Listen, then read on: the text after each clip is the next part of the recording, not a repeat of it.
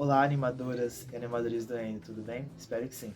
Eu sou o Lucas Estevam e vou apresentar agora para você o Animando Reino, o canal onde nós entrelaçamos a cultura geek com o evangelho.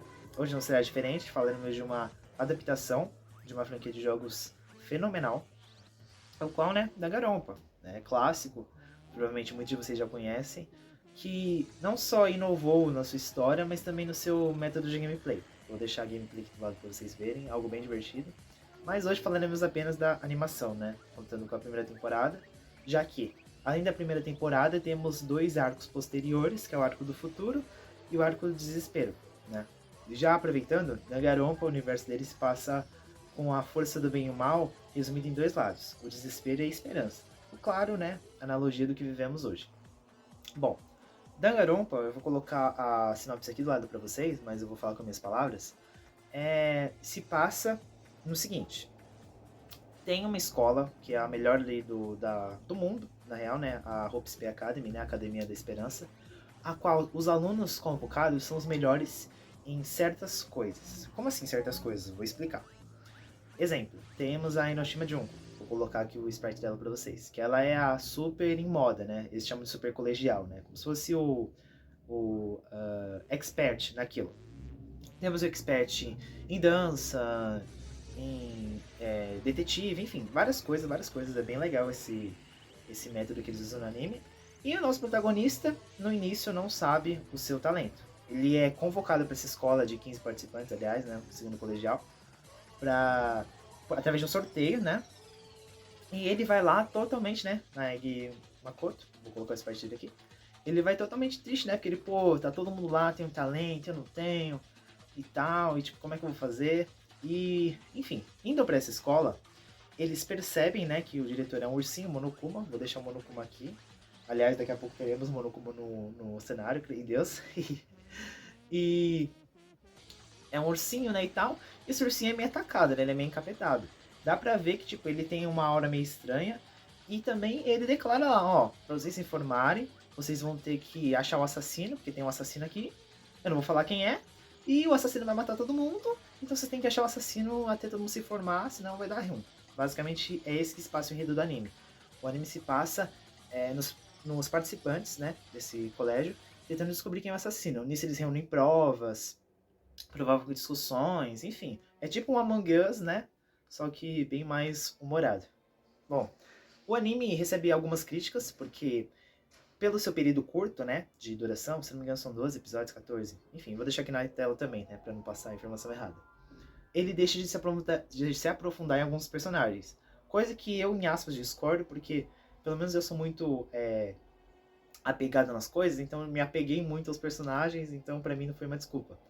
Mas confesso que falta um pouco desse aprofundamento, né, nos personagens, o qual nos faria sentir mais emoções ao desenrolar da história. E tá bom, você pode estar se perguntando o que paralelo eu vou trazer com isso. Muito bem, eu trago para vocês a parábola dos talentos, né? O qual está localizada aqui em Mateus, né, no Evangelho de Mateus, no capítulo 25, do versículo 14 ao 30. Eu não vou ler porque é bem extenso, então eu vou resumir, ok? Preparados? Vamos lá. Bom, um senhor saiu para viajar, né? E com seus servos ele deixou seus talentos, né, guardados. Talentos, nesse caso, a linguagem, seria tipo dinheiro, uma quantidade de dinheiro. Mas vamos usar talentos, como está escrito, né, na Bíblia.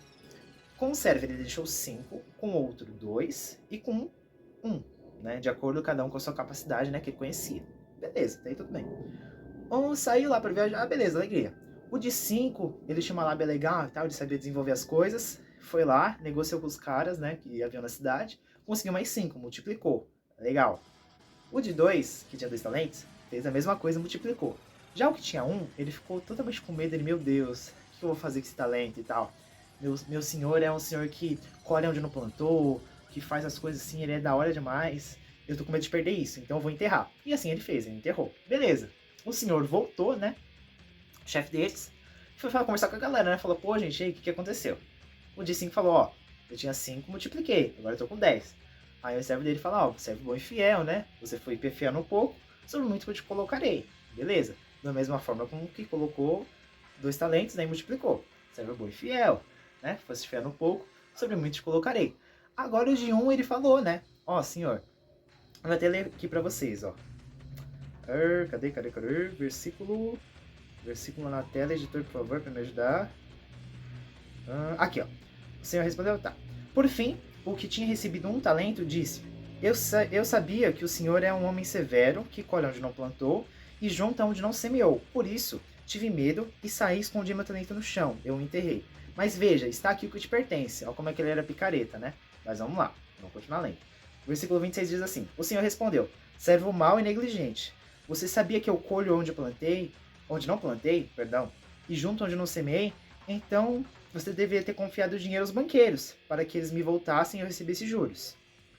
Aí ele disse para os outros servos, né, que estavam ali: tirem o talento dele e entreguem o que tem 10. Versículo 29 diz: pois ao que tem mais será dado e terá em grande quantidade, mas ao que não tem, até o que tem será tirado. Né? Vamos acabar aqui no 29 mesmo. Então, gente, a gente pode perceber aqui o quão forte essa parábola é. E trazendo para os talentos, que é o que cada um tinha, e o Naeg não sabia o que ele tinha, né? O talento que ele tinha, é algo que a gente tem que pôr em prática. Não tem como a gente ter um talento e não usar, né? E todos temos talentos. É impossível alguém viver sem ter um talento, de verdade. Seja talento para falar, para escrever, para olhar crianças, enfim, várias coisas, várias coisas. Muitas vezes o nosso ofício, né, nossa profissão, tem a ver com o nosso talento. E isso está diretamente ligado ao nosso chamado, porque pensa, Deus já fez um caminho pra gente. E pra gente seguir esse caminho, ele preparou as coisas pra gente. Coisas que virão depois, coisas que temos agora. Mas para iniciar o nosso caminho, nós temos já os talentos, entendeu? Não é impossível não ter talentos. Então, se você não sabe o seu, descubra. Tenho certeza que o Senhor vai te ajudar nessa trajetória. Bom, tem alguns versículos aqui para complementar isso, para vocês terem uma noção. A maioria é da primeira carta de Pedro, tá? Como diz aqui, 1 Pedro, né? Primeira carta de Pedro, Primeira carta de Pedro, capítulo 1, versículo 3. Acompanha comigo aí nessa Bíblia, tá bom? Bendito seja Deus e Pai de nosso Senhor Jesus Cristo, que, segundo a sua grande misericórdia, nos gerou de novo para uma vida esperançosa, pela ressurreição de Jesus Cristo dentre os mortos. Para que, presta atenção, versículo 4, olha que forte isso aqui, ó. Para uma herança incorruptível, falei certo, né, editor, por favor. Incorruptível, incontaminável e que não se pode murchar, não se pode corromper, guardada no altos céus para vós. Olha isso, gente, a gente já tem algo preparado que não se perde, não tem como. Tá escrito aqui, ó, é incorruptível, é incontaminável, ou seja, não se perde, não se deterioriza. Editor, coloca aqui a palavra certa, por favor. Não se contamina, então não é algo que vai se perder, né, por qualquer coisa. E não se pode murchar, não se perde o brilho. É algo que é feito maravilhosamente e irá permanecer maravilhoso. Isso é muito bom. Vamos lá aqui para outro versículo. Mesmo capítulo, né? Capítulo 1 de Pedro, 1 Pedro, versículo 13. Diz assim: portanto, cingindo os lombos do vosso entendimento, sede sóbrios, e esperai inteiramente na graça que vos foi oferecido pela revelação de Jesus Cristo. 14 diz assim: como filhos obedientes, não sejam conformados com as suas concupiscências, ou seja, com as suas maldades, suas vontades da carne, sabe? A vontade de pecar, de xingar os outros, de fazer maldade, enfim. Tudo isso é concupiscência. Vamos aqui voltar. 14. Que antes havia na nossa ignorância. Vossa ignorância significa o quê? Antes você conhecer a verdade, antes você conhecer a Cristo. Coisa que eu estou apresentando para vocês agora. Mas, como é santo que vos chamou, sede também santos em toda a vossa maneira de viver. Ou seja, aqui ele está nos falando que, vocês não podem mais viver do jeito que vocês estavam antes. Vocês foram transformados. Jesus vos chamou para ser diferente, então seja diferente. Aqui está falando, no versículo 15, né? Sejam santos como aquele que você chamou santo em toda a vossa maneira de viver. Ou seja, é em tudo, não é só no domingo da igreja, do culto que você tem que ser santo, não é só na célula, não é só em qualquer coisa que você vá no convento, no evento também. Não, em toda a maneira de viver, seja não comprar pão, seja não fazer um trabalho para a escola, seja para ajudar alguém. De qualquer maneira, nós temos que viver na plenitude, numa melhor maneira possível. Assim resplandecendo o que Jesus é em nós. É assim que Jesus se revela ao mundo. Vamos aqui para mais um versículo. Mesmo capítulo, versículo 22. Purificando as vossas almas pelo espírito da obediência e à verdade, para o amor fraternal, não fingido. Amai-vos ardentemente uns aos outros com o coração puro, sendo de novo gerados, Não de semente corruptível, mas da incorruptível. Ó, aqui voltando àquele versículo que nós lemos, né? Falando sobre as coisas que nós recebemos de Deus não serem esgotáveis, né? São para sempre, são eternas. Por isso que nós temos que fazer as coisas para Deus. Afinal, o que adianta a gente passar a vida inteira construindo coisas que serão queimadas, né? Em Apocalipse, se não me engano, diz, eu vou colocar o versículo aqui, que as nossas provas, tudo que a gente faz, nossas obras, perdão, provas não, obras, serão todas provadas ao fogo. O que for santo, o que for de Deus, quando passar pelo fogo será refinado, né? Como vocês sabem, o ouro, né? Quando passa lá, fica melhor. Prata, enfim. Será refinado. Só que o que não for, o que for temporário, vai ser como palha, vai ser queimado. Então, por que nós vamos gastar 90, 80 anos da nossa vida fazendo coisas que serão queimadas, que passarão? Não faz sentido. Vamos voltar aqui. Cadê? Versículo 23. Pela palavra viva de Deus, e que permanece para sempre. Aqui, voltando para sempre, hein? Versículo 24 diz: porque toda a carne é como a erva, e toda a glória do homem é como a flor da erva.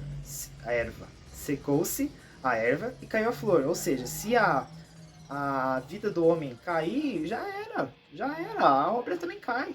Por isso que nós temos que fazer as obras de Deus. Vamos voltar aqui, cadê? Secou, tá, a flor caiu. Versículo 25 diz assim: mas a palavra do Senhor permanece para sempre, e esta é a palavra que dentre vós foi evangelizada. Ou seja, é isso que eu estou fazendo para vocês, estou mostrando.